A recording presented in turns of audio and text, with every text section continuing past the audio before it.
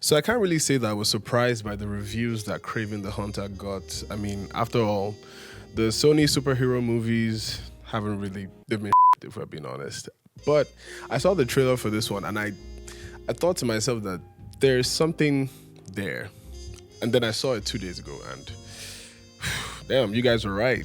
But I still think that there's something there. So here is Kraven the Hunter, a Filmmaker'S review. Spoilers ahead, of course. If I show weakness, I begin to lose everything I've spent lifetime building. A lifetime building what? You're a drug dealer. You don't get to do that anymore. So I'm going to start off with my conclusion. Kraven was a really good idea that fell apart in post-production. If you're a director, filmmaker, colorist, and you watch this film, I know that you saw it. You saw it. And just for some backstory, Kraven is an antagonist from the comic books, an antagonist for Spider-Man, and this movie serves as a bit of origins as well as setup for like the future for what the character was supposed to have, just the same way it was supposed to be for Morbius as well as the other villains that they had origin stories for. So let's dive right into it. Now, even with its many faults, I don't think that Kraven the Hunter is a terrible film. Because what I would term as a terrible film is a film that for the life of it across its entire runtime could never find any actual cohesiveness. But this was a film that actually did find its cohesiveness. It found its footing. It just couldn't dance. I mean, this was a film that had really good elements, and at the times where this film was really informed, I mean, when things were really good and it was really informed, this was a film that had very great aspects to it. Like, you could actually say it had great aspects to it. Am I supposed to believe that a film that had scenes like this, or like that, or this, is supposed to be a terrible film? No. So I'm just going to be jumping right into the things I liked, the things I didn't like, and then how post-production actually killed Kraven the Hunter. So things that I liked, I think first of them would be Aaron Taylor Johnson. I feel like the casting was so spot on. He really embodied the idea that he could be, mankind's apex predator. I mean, he looked the part, action sequences, even when we're having like the drama aspects of it, he just really fit the bill. So yeah, definitely one of my favorite parts. I think what I would say would be my second thing would be the action sequences. I mean, the prison escape, that car chase scene to save his brother, the scene in Turkey, especially like with the landslide, they were just really in their bag with the action sequences. They just didn't miss with those. In fact, there's this spot that I saw that really impressed me, where he was sneaking behind the guards and you could see them utilize the supposed super animal instincts that he has to be able to detect which direction the guards were going to be leaning to. It was just something that was a little touch that just let me know, okay, these people were really present and they really planned out and mapped out the action sequences. So third, I would say would be Rhino's design. Now, I know a lot of people had issues with it. I don't really know what exactly it was. I think they needed him bulkier, bigger and everything like that. But I quite like the Rhino design. And from what we saw in the story, clearly this isn't the final Rhino that is Spider-Man's villain. I like him having a condition that turns him into that, but it causes him pain as well. I like these little aspects that he puts into the character design. Fourth on my list is Russell Crowe. I mean, I don't even know what to say, man. It's Russell Crowe, The acting was so spot on. Never fear death. He just knew how to enter that character. And I think he actually did some of the best acting in that film, if we're being honest. Fifth out of all of them, I would say, would be the family dynamic that we got to see in the story. I think it was really nice to see how that played out because his younger brother, Kraven's younger brother, was very, dismissed by his father growing up. He wasn't heard or seen by him. And the way that sort of turned into him wanting his father's approval over time, and the way that dynamic played into his relationship with his brother, with him leaving. I feel like that was just a very nice touch in the story. I like the way that was infused there. So story-wise, I would say that would be that. Now on to the things I didn't like.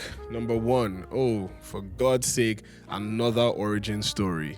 Haven't we had enough of them? I feel we could have done without most of that origin part in the beginning, because that just seemed to be the part that just had me like rolling my eyes, like mixing lion's blood with a man and then a witch's potion.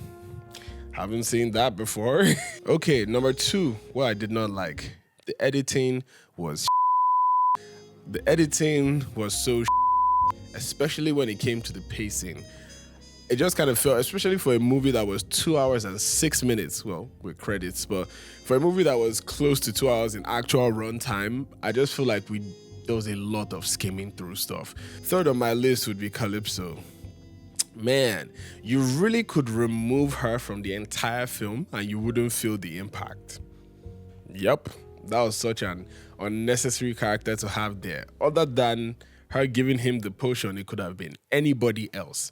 And I don't know why, I just felt like they just really needed to infuse a love interest for Kraven in the first part. And they just said, oh yeah, take this token character. Because throughout the entire film, damn, I really couldn't see the importance of having Calypso there at all.